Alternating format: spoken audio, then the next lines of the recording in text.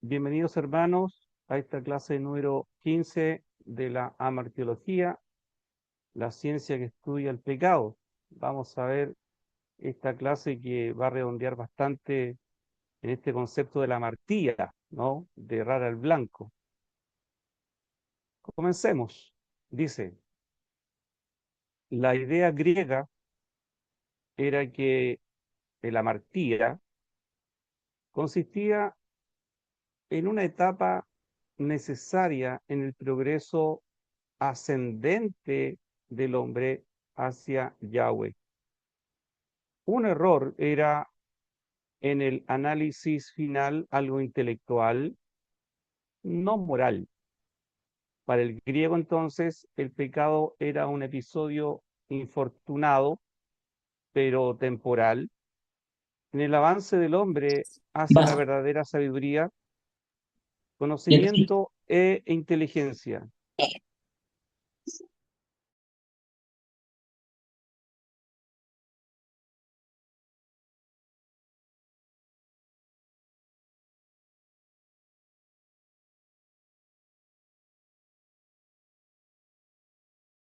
Hermano Juan Carlos, disculpe, ¿puede reactivar su micrófono, por favor?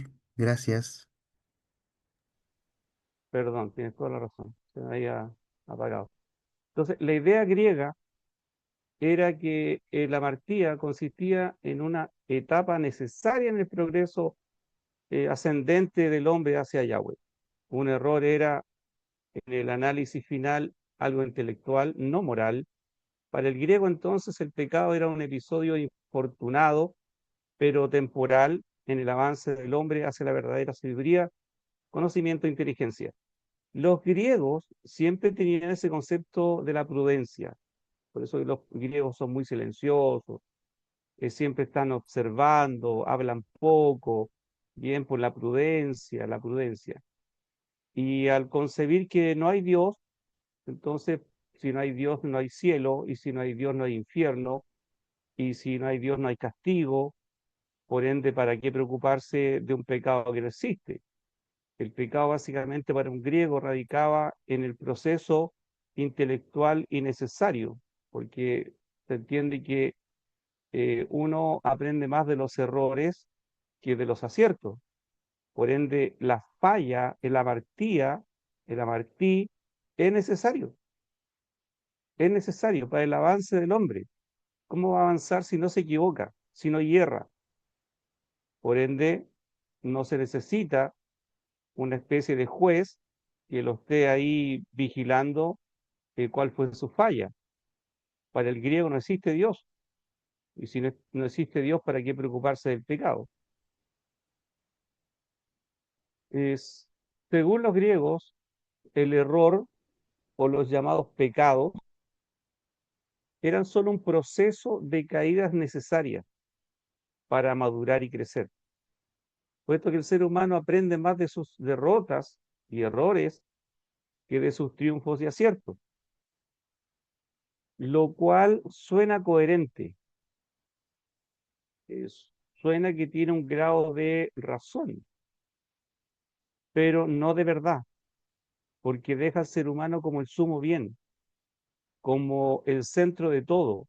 De hecho, el concepto griego es humanista, el hombre por el hombre. De ahí aparecen los epicúreos, aparecen los estoicos, con los cuales se encuentra Pablo en, en Atenas, ¿cierto? Los epicúreos, seguidores de Epicuro, y los otros señores que eran seguidores de Zenón. Bien, por lo tanto, hay una gama de conceptos filosóficos que también entran en cuestión, porque si usted se recuerda, el pueblo hebreo estaba cautivo, prisionero físicamente por los romanos, bien, físicamente por los romanos, pero intelectualmente estaban presos de todos los conceptos que tenían que ver con los griegos. Por eso aparecen los ángeles, el concepto angelical y muchas otras cosas que se mezclan con todo esto. Estaban los dioses griegos, estaban los dioses romanos, y estaba el Dios hebreo. Por ende, una persona que está en estas situaciones como ella, media complicada, ¿a quién le hace caso? ¿Cómo juega? ¿Cómo se mueve? ¿Cómo conversa? Es complicadísimo. Por eso que la iglesia primitiva tenía tantos problemas.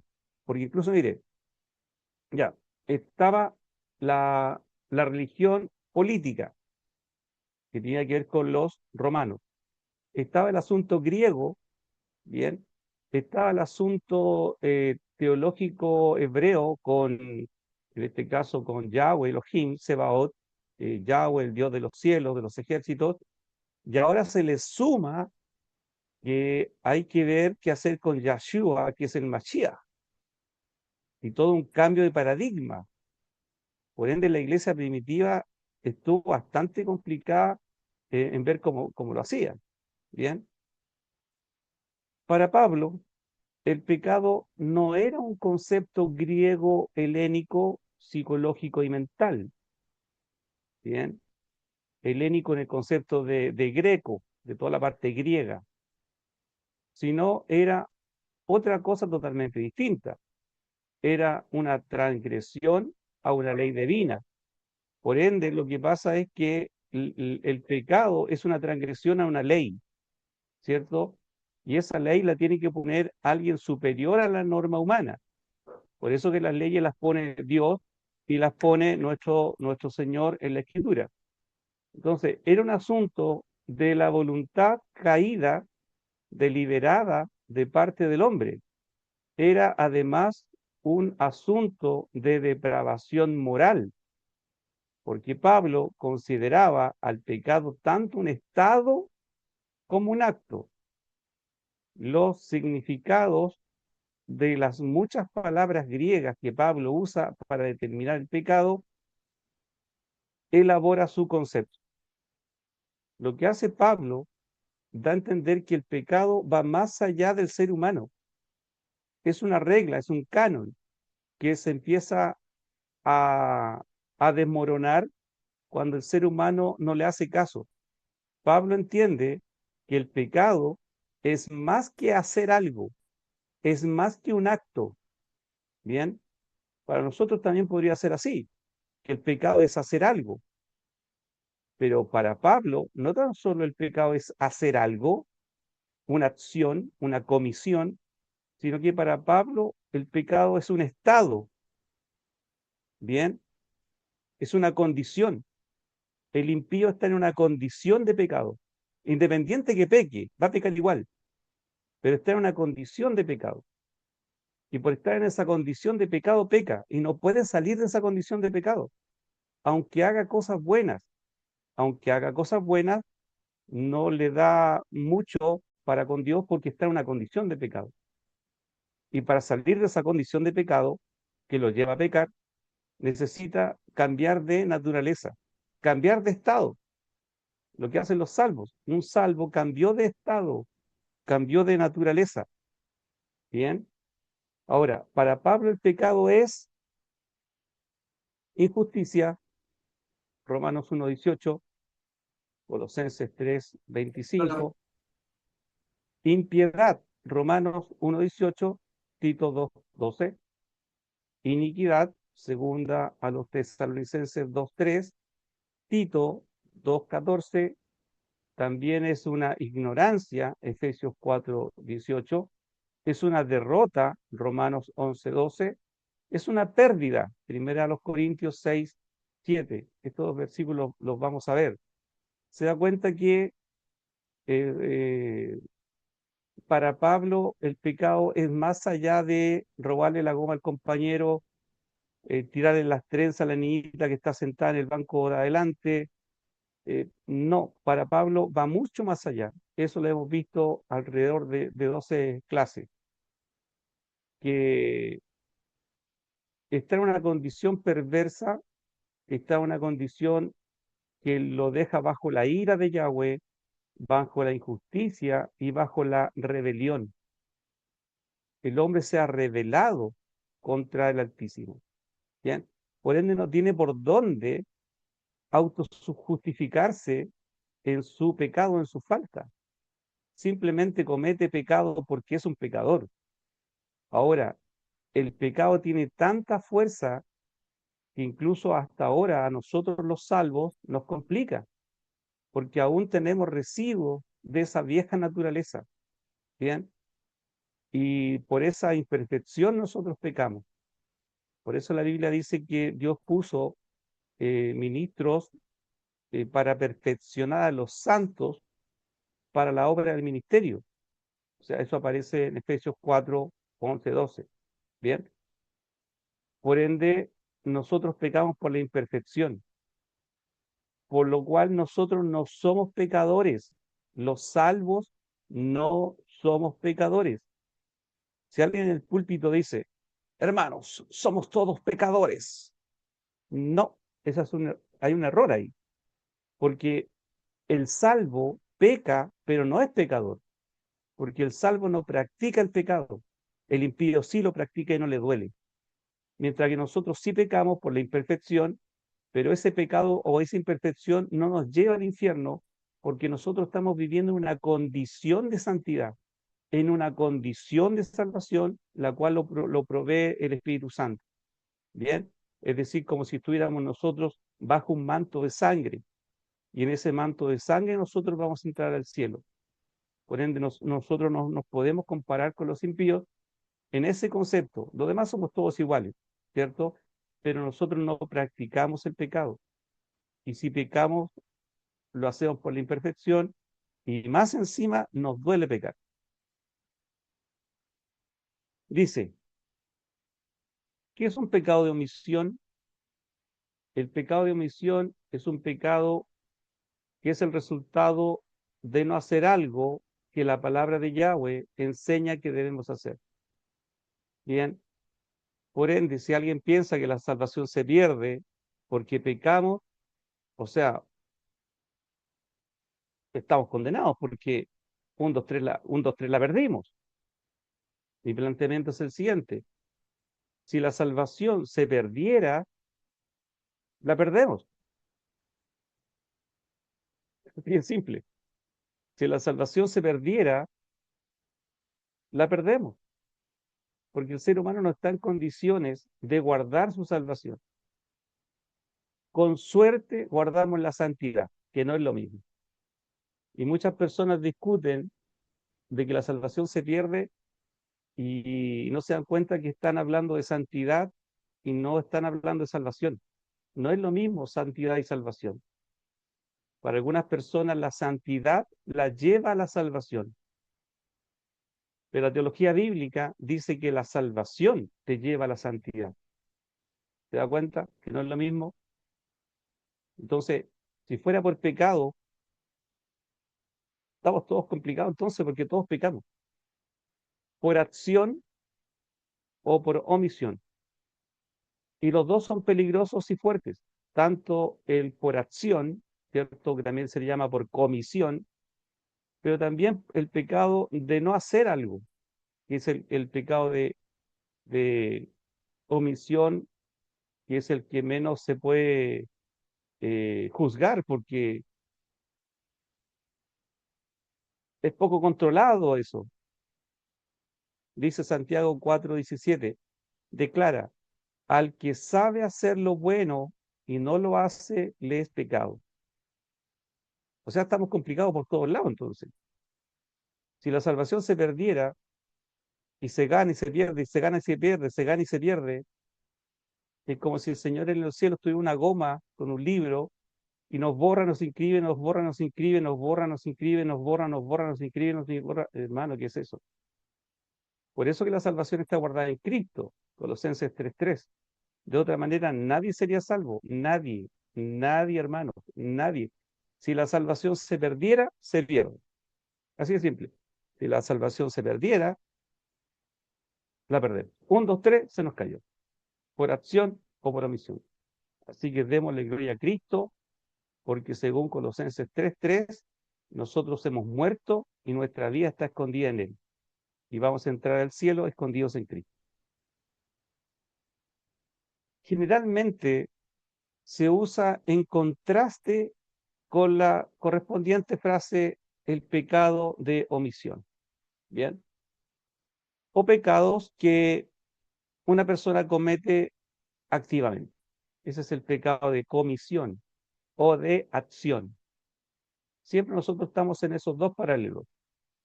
Pecado de acción, pecado de comisión, pecados porque hacemos o pecados porque no hacemos. Entonces la pregunta es, ¿quién va a ser salvo así? Entonces, la gracia está en que hay una seguridad de salvación que está en Cristo Jesús o en el Mesías Yeshua. Bien, Pablo contrasta los dos conceptos en Romanos 7, del verso 14 al 20, que dice, pues sabemos que la Torá es del Ruach, sabemos que la ley es del Espíritu, pero en lo que a mí se refiere, estoy ligado a mi vieja naturaleza, a mi viejo yo, por decirlo así, vendido a la esclavitud del pecado. Yo mismo no entiendo mi comportamiento. No hago lo que quiero, en cambio, hago todo lo que odio.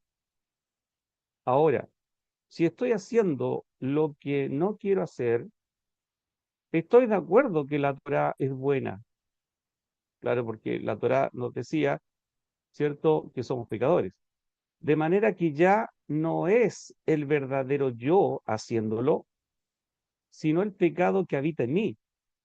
Pues yo sé que nada bueno habita en mí. Esto es, dentro de mi vieja naturaleza. Yo puedo querer lo que es bueno, pero no lo puedo hacer, porque no hago el bien que quiero. En vez, el mal que no quiero, eso es lo que hago. Pero si estoy haciendo lo que el verdadero yo no quiere, ya no es el verdadero yo el que lo hace, sino el pecado que habita en mí. Pablo está haciendo una declaración, Pablo está abriendo su corazón. Y en abrir su corazón nos da un ejemplo de alguien que fue al cielo, bajó del cielo, se encontró con Cristo, escribe la mitad del nuevo pacto, hace 3 viajes misioneros, él tiene señales de apóstol, resucitó a una persona. Por lo tanto, ¿quién más pudiera sentirse salvo y seguro que es Pablo? Pero Pablo, sintiéndose seguro de su salvación, él ve en su estructura física, mental, intelectual, todo su ser, que igual tiene un fallo, ¿bien? Igual tiene una tara, igual tiene una mella. Y ahí él dice, no hago lo que quiero, ¿bien? Escrito en rojo, no hago lo que quiero. Es decir, quiere hacer lo bueno, pero hay algo que se lo impide. Y abajo dice, porque no hago el bien que quiero. O sea, él tiene una contradicción, porque hay una lucha entre la carne, ¿cierto?, y el espíritu. Y el Gálatas capítulo 5, el mismo Pablo dice, para que no hagáis lo que quisierais. Por lo tanto, el Espíritu, el Ruach HaKodesh, el Espíritu Santo, es el que nos lleva a las buenas obras, el que nos lleva a orar, a gemir, a clamar, a buscar, a leer o a asistir a la iglesia o a hacer alguna actividad santa. Bien, por ende, el ser humano, aunque sea salvo, tiene un grado de imperfección y tanto de acción como de omisión puede pecar. Por eso Pablo habla de vivir en el Espíritu. Entonces él ahí dice, ¿qué me librará de este cuerpo de muerte? Porque no puedo liberarme de esto. La pregunta es, ¿cuándo va a ser liberado de este cuerpo de muerte? Que lo lleva cautivo a la ley del pecado, que está en sus miembros. La pregunta es, ¿cuándo? La respuesta es cuando seamos glorificados, cuando pasemos de la santidad posesional, que es la santidad inicial, ¿cierto? Sin la cual nadie verá al Señor, a esa santidad se refiere el escritor a los hebreos, a la santidad inicial, posicional, en la cual Dios nos pone a través del bautismo en el Espíritu Santo en el seno de la iglesia, ¿bien? Y luego por una santidad progresiva, que es la que estamos sufriendo ahora, una santidad progresiva o regeneracional, donde nosotros dejamos de caer, bien, digámoslo así, las obras de la carne para dar lugar al fruto del Espíritu y parecernos cada día un poco más a Cristo, ¿ya? Pero nos falta una tercera santificación que tiene que ver cuando nosotros veamos al Hijo del Hombre venir en las nubes, bien, y nosotros entremos a esa nube Cabot, esa nube de gloria, y recibamos al Señor en el aire. Ahí toda nuestra estructura física cambiará, porque también el cuerpo, la carne, será transformada para poder entrar, comillas, al cielo, ¿no? A la presencia misma de Dios. Quizá no al tercer cielo, ahí tan solo están los serafines, pero sí por lo menos dentro de toda esa estructura que Dios nos tiene preparado. Por ende, mientras tanto pase eso, nosotros vamos a seguir, comillas, luchando contra nuestras concupiscencias, que son los placeres desordenados que nos llevan a apartarnos de Dios, pero afortunadamente, por decirlo así, no aparta a Dios de nosotros. Bien, ahora, Él condena su tendencia a ambos tipos de pecado. Él hace lo que no quiere hacer y sabe que es malo, el pecado de comisión o de acción, y no hace lo que sabe que debe hacer y realmente quiere hacer, el pecado de omisión. Está como encarcelado ahí. Eh, el resabio de pecado que aún está en nosotros nos complica, nos complica. Aquí está la imagen de la nueva naturaleza en conflicto con la carne, que es donde habita. Mientras habitemos en carne, nosotros no vamos a poder alcanzar la perfección, que es alcanzar la imagen de Cristo. Pero sí la vamos a alcanzar cuando tengamos nuestro cuerpo glorificado y ya estemos en gloria. Bien, pero mientras tanto vamos a tener que luchar cada día con esto porque batalla contra el alma. Eso es. Sigamos. En el nuevo pacto, el clásico ejemplo dado por Yeshua es el relato del buen samaritano después de que un hombre había sido golpeado y abandonado en necesidad de ayuda. Los dos primeros hombres pasaron por el lado, un sacerdote y un levita. Ambos sabían lo que hacían y no hicieron nada. O sea, ellos sabían hacer el bien y simplemente no lo hicieron. Quizás iban camino al templo. Es como si fuéramos nosotros camino al culto. Y entre ayudar a alguien en la calle e ir al culto, estamos atrasados, así que mejor nos apuramos para ir al culto. Es algo así. Estos levitas y sacerdotes sabían que tenían que bendecir a su prójimo y simplemente no lo hicieron. Pasaron de largo. Ambos sabían qué debían hacer el bien, y no lo hicieron. Ahí hay un pecado de omisión. El tercer hombre, un samaritano, que se detuvo a mostrar compasión al hombre en necesidad. Lucas 10 del 30 al 37. Y mire qué desagradable tuvo que haber sido para un levita, para un sacerdote, que Cristo les menciona este relato y le pone como ejemplo a un samaritano. Es como si Dios nos hablara a nosotros y nos pusiera como ejemplo en contra nuestra, no sé, a un mormón, por decirlo así, que es totalmente diferente a nosotros en teología o algo semejante. Nosotros decimos que los mormones, con esto de José Smith y las tablas de oro que tuvo que traducir y todas esas cosas, pero él pone a esa persona en contra nuestra como ejemplo. Es lo mismo que hacía un samaritano frente a ellos. Para ellos un samaritano es casi una mezcla impura, una mezcla indigna, ¿se entiende? Entonces, básicamente lo que pasa acá es que Dios le pone a este hombre como ejemplo para dar a entender que simplemente hay que actuar en beneficio de las personas que tienen necesidad. Bien, Ahora, en este caso, el relato sería Lucas 10, del 30 al 37, dice, con respecto a la pregunta, Yahshua dijo, un hombre bajaba de Jerusalén, ¿cierto?, a Jericó.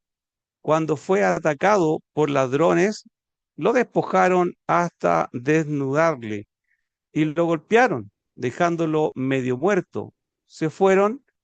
Por coincidencia, un Cohen, que es un sacerdote, pasaba por el camino, pero cuando lo vio, pasó por el lado opuesto.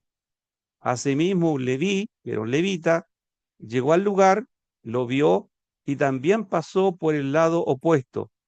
Pero un hombre que era samaritano, ¿cierto?, que viajaba, llegó a él y cuando lo vio, fue movido a compasión, así que se acercó, puso aceite y el vino en sus heridas y las vendó. Entonces le montó en su propio asno, lo llevó a un mesón y cuidó de él. Al día siguiente sacó el jornal de 3 días, se lo dio al mesonero y le dijo, cuídale y si gasta más que esto, te pagaré cuando regrese. De estos tres, ¿cuál te parece a ti que fue el prójimo del que cayó en manos de los ladrones? Él respondió, el que tuvo misericordia de él. Yahshua le dijo, ve y haz tú lo mismo. Por ende, hay un pecado de acción y de omisión. Y ese pecado de quizás de omisión puede ser hasta el más grave. Pues nosotros siempre estamos en visión del pecado de acción, en hacer algo, en mentir, en robar, ¿se entiende? Hacer cosas. Pero acá el Señor le pone el acento a un pecado que es básicamente el no hacer.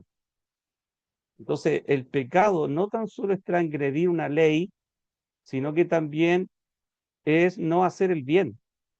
Si es posible hacer el bien a alguien, hay que hacerlo. O si no, también puede uno caer básicamente en un pecado. Yahshua usó este ejemplo para enseñar que de igual manera tenemos que ayudar a aquellos en necesidad. Al hacerlo, Yahshua claramente comunicó que es pecado el evitar hacer el bien, así como es pecado hacer lo malo. Y eso a nosotros nos complica, porque tendríamos que andar, pero con las antenas bien paradas, ¿cierto? Bien activas, para ver qué tenemos que hacer y si es importante hacerlo o no es importante hacerlo.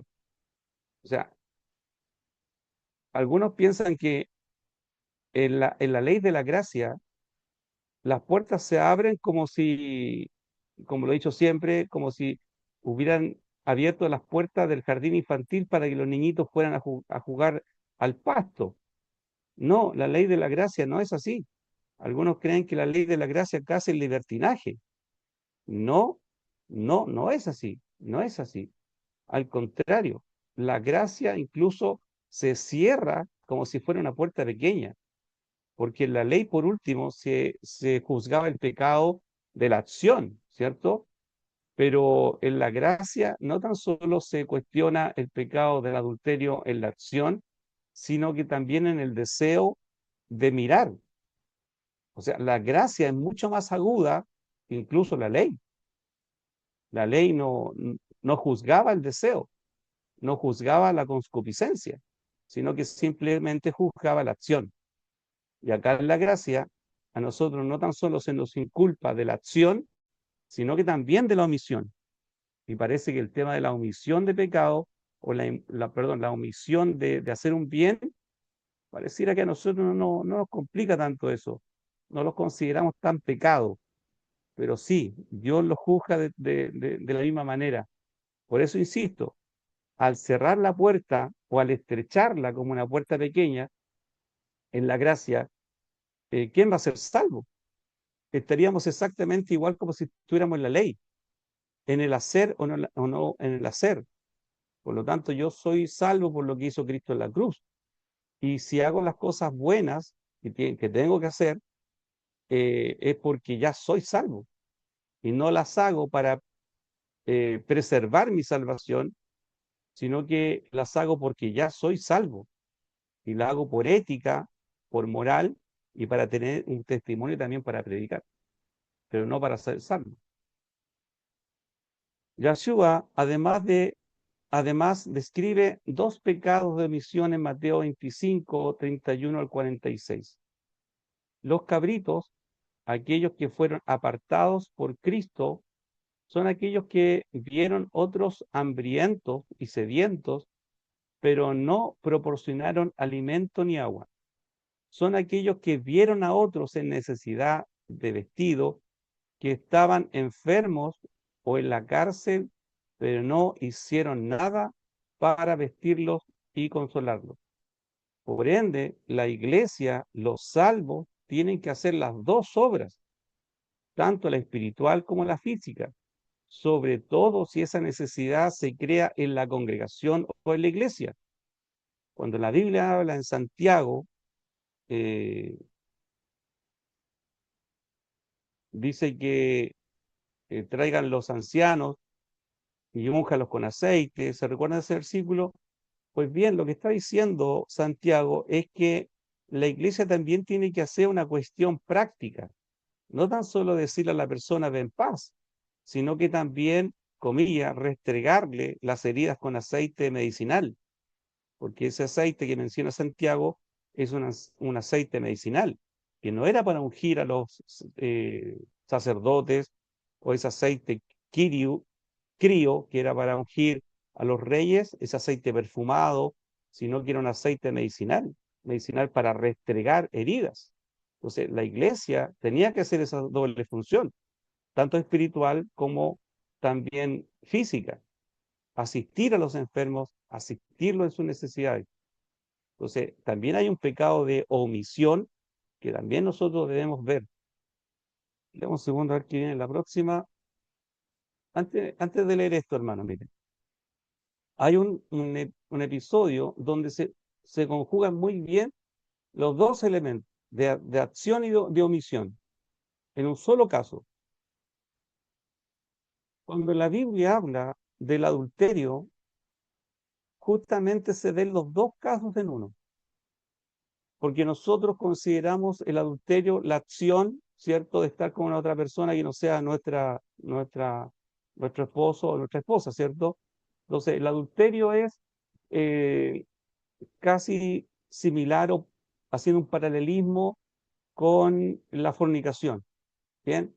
O sea, tener un acto, una acción con otra persona, ¿se entiende? Entonces, nosotros pensamos que básicamente el adulterio es una acción, ¿bien? El adulterio es una acción, pero curiosamente también hay una omisión, unido. ¿Cuál sería la omisión? La omisión sería en que la Biblia dice, esposos, amad a vuestras esposas, ¿cierto? Y esposa, respetad a vuestros esposos. Entonces, ¿dónde está la omisión? Cuando la persona comete un acto de adulterio, no tan solo está haciendo el acto, la acción, la comisión, sino que también está haciendo un pecado de omisión porque no está amando a su esposa y la esposa tampoco está respetando a su esposo. Por ende, hay un pecado de omisión y también de acción, los dos en un mismo caso.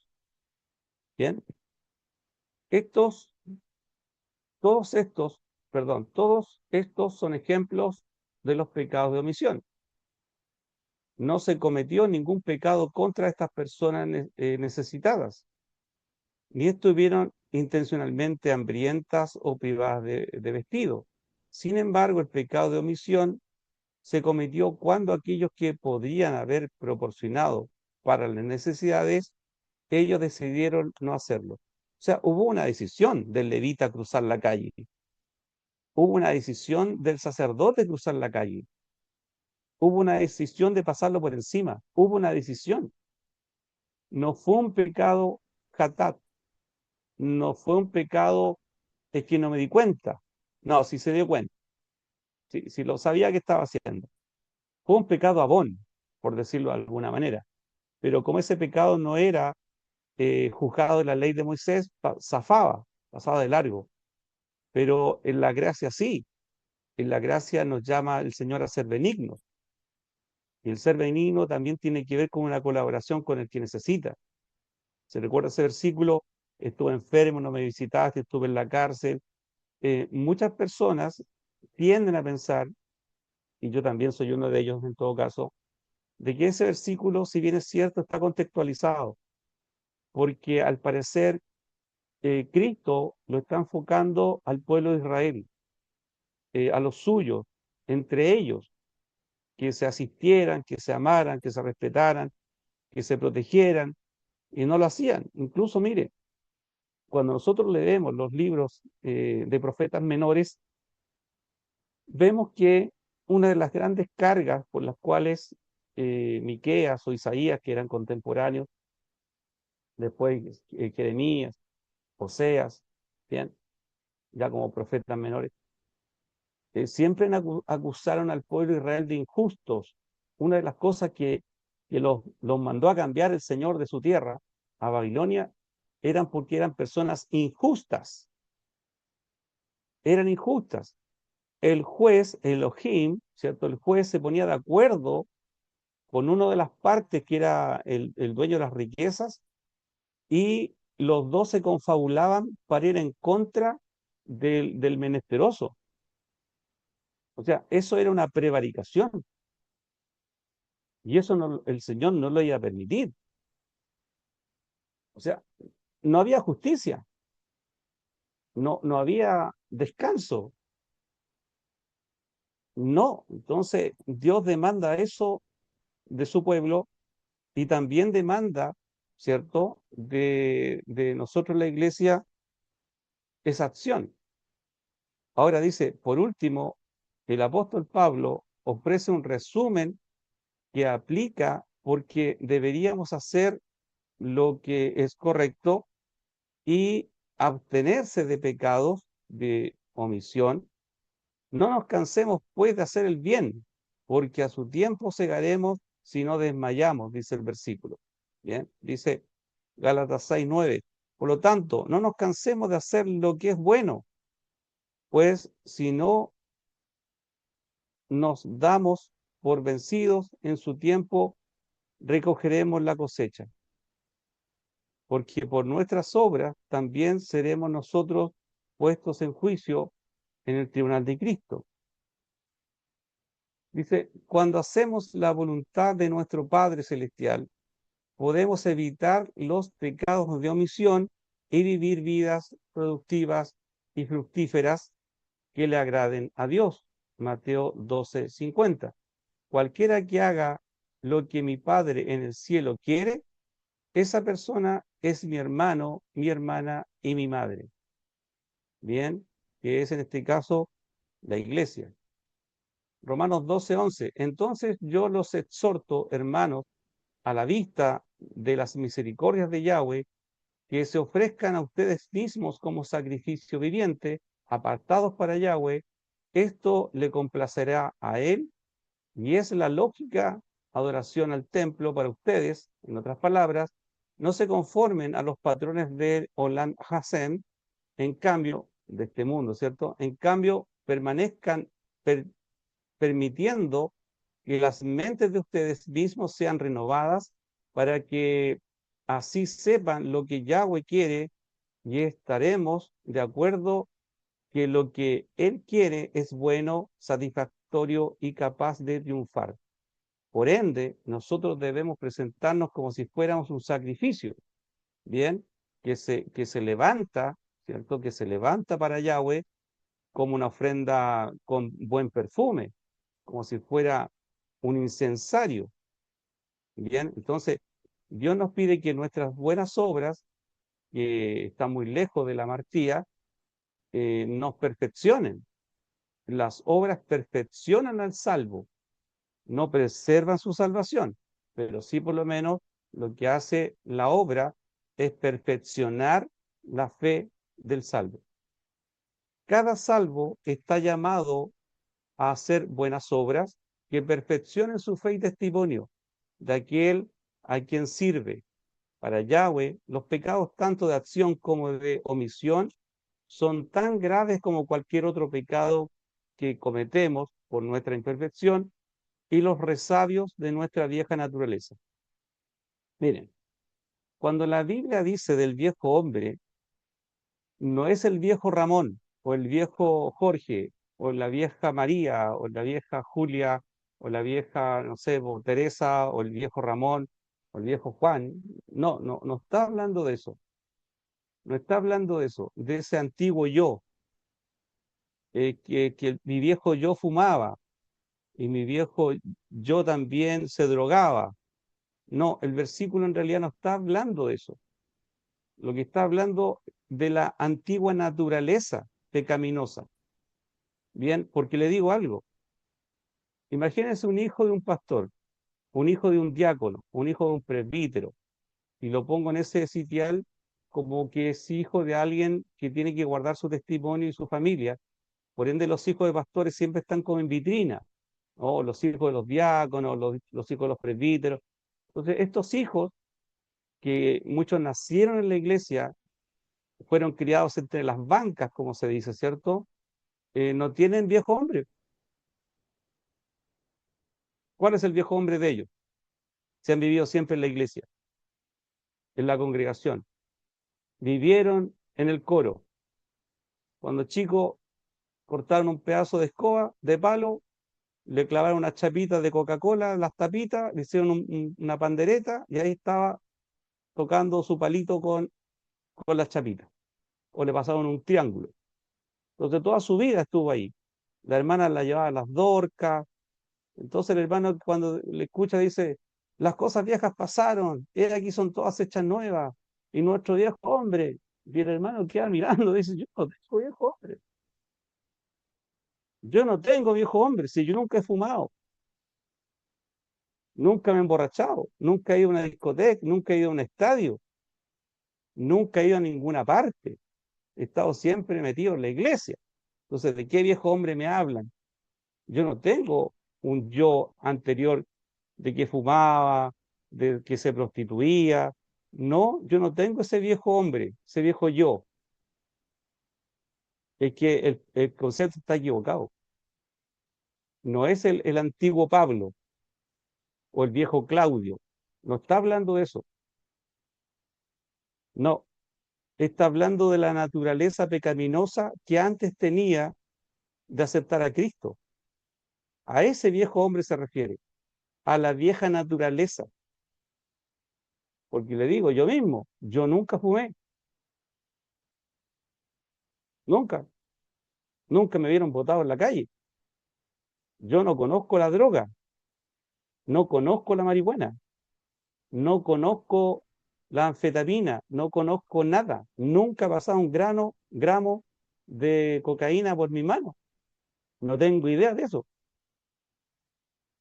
Pero, obviamente, mi vieja naturaleza tenía otros pecados, otras falencias, y a eso se refiere el Señor.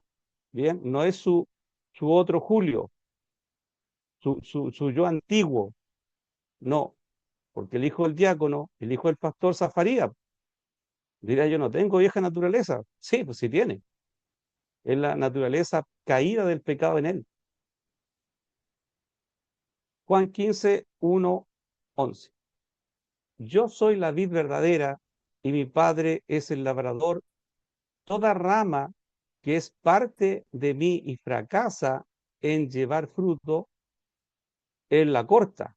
Y toda rama que sí lleve fruto, él la poda para que produzca más fruto. En este momento, por la palabra que yo les he dado, ustedes están podados, permanezcan unidos conmigo, como yo con ustedes, porque como la rama no puede dar fruto por sí sola, separada de la vid, así ustedes no pueden dar frutos separados de mí.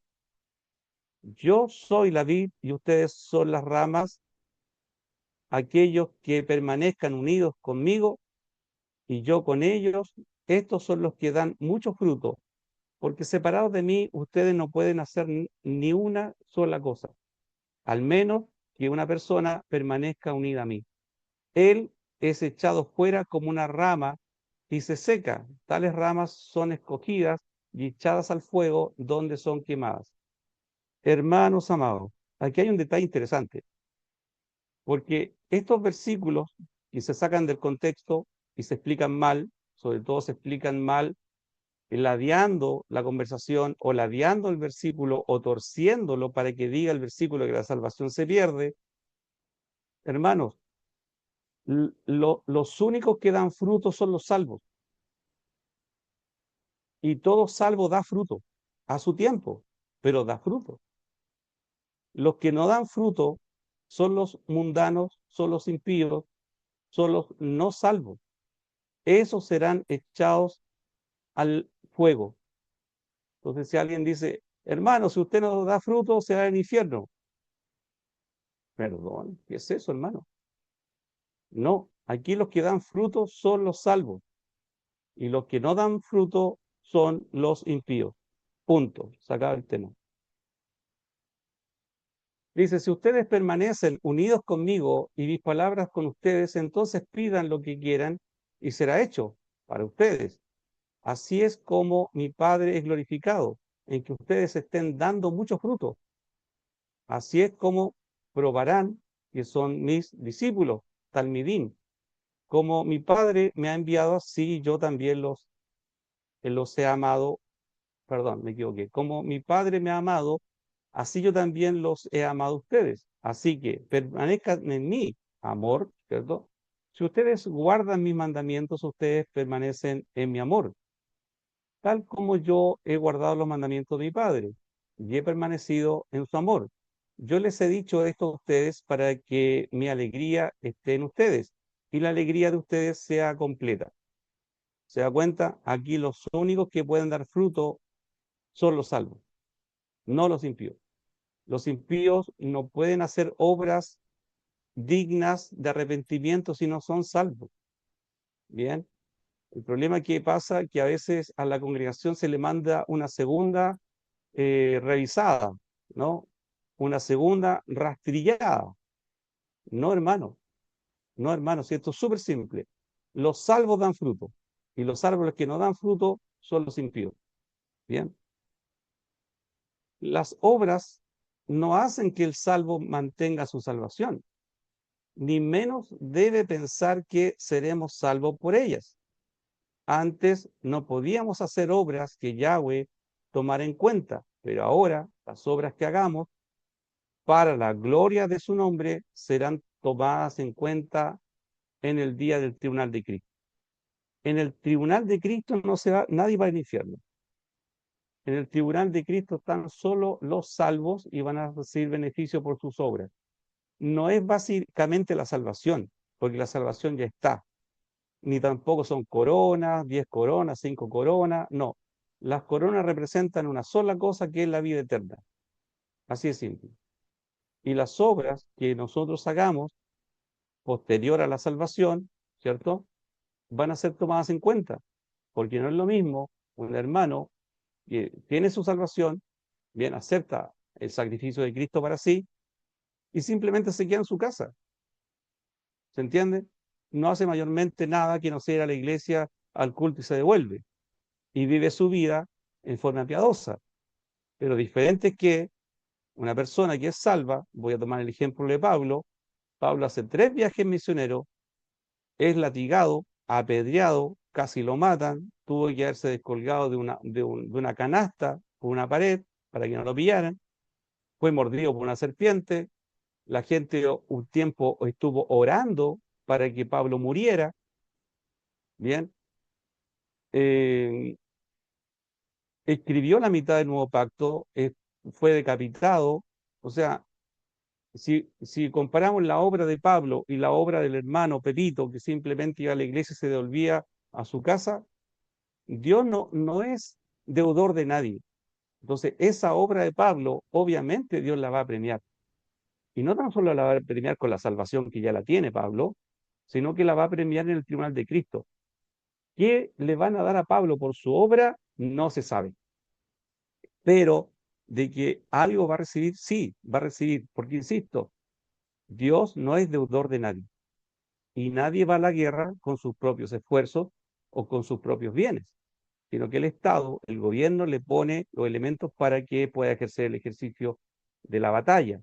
Lo mismo que esto, Dios va a premiar a todos los salvos que no tan solo sean salvos, sino que también sean discípulos, porque no es lo mismo ser salvo y discípulo o ministro.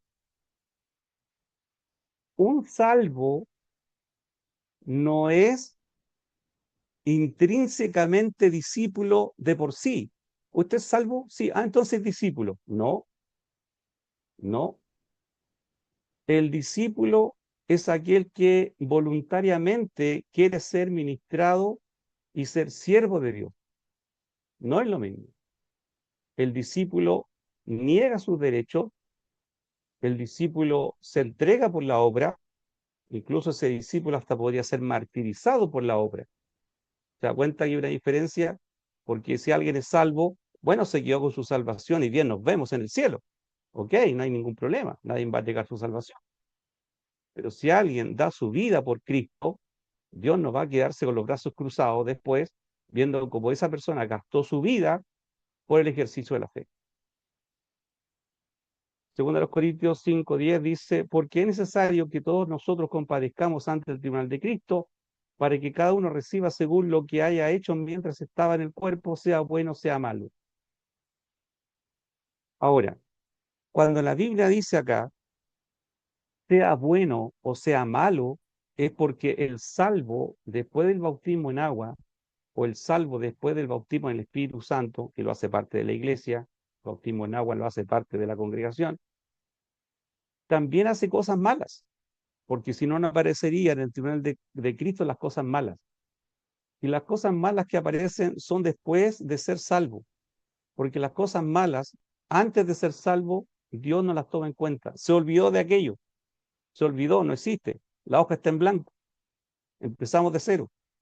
Entonces las cosas malas que se hagan, que no son malas básicamente porque sean pecados, sino que son intransigentes, no tienen ninguna importancia, no fueron para la gloria de Dios, fueron para quizás la gloria del hombre, fueron para que lo aplaudieran, le dijeran qué bonito que lo hiciste, pero qué misericordioso eres, cómo tanta piedad en una sola persona, y reciba los aplausos. Bueno, ya recibió los aplausos ya. Ah, el ego no espera, parece. Y ahí es donde nosotros nos paseamos, sobre todo en estos encuentros que son como los llamados, ¿cómo se le llama esto? Dame un segundo. El aniversario de la iglesia. En los aniversarios de la iglesia, la pasarela del ego.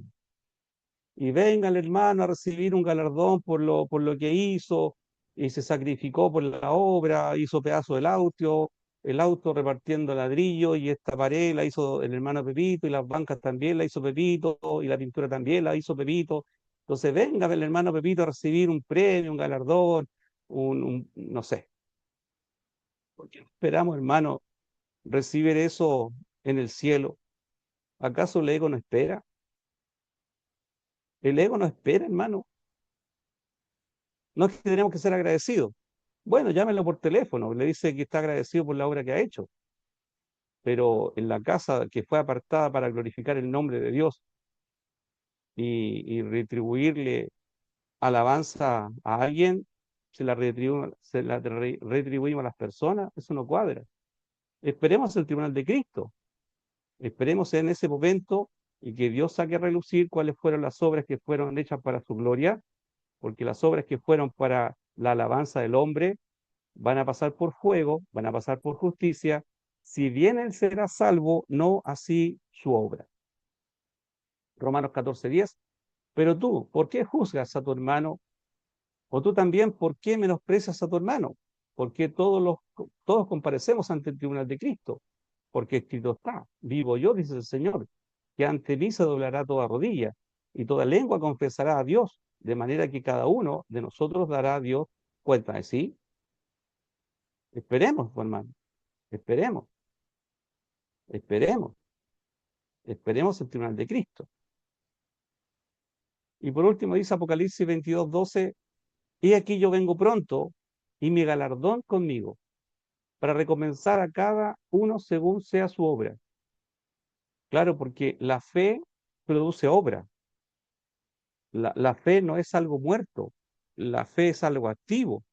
La fe motoriza, mueve al salvo en hacer buenas obras. Y estas buenas obras fueron preparadas por Dios de anticipo, anticipadamente, para que nos alcanzaran y pudiéramos trabajar en ellas. Por ende, la amartía, que es el pecado, se puede contrarrestar, de hecho se contrarresta con oración, con ayuno, con búsqueda, con santidad y estar aferrados a la persona de nuestro Señor Jesucristo o al Mesías Yahshua. Esta ha sido la clase, hermanos. Espero que les haya gustado, que les haya bendecido, que todo este proceso largo les pueda a nosotros y a ustedes bendecir. No se olvide, el ego es lo más peligroso que existe. El ego es lo más peligroso que existe. El ego es lo más peligroso que existe. Porque el ego, que no se puede tomar bien, se convierte en orgullo. Y el orgullo es complicado porque el orgullo es la marca de Satanás y de Lucifer, que es el primer pecado que nosotros podemos ver en la Escritura. Bien, hermanos, muchísimas gracias y el Señor les bendiga.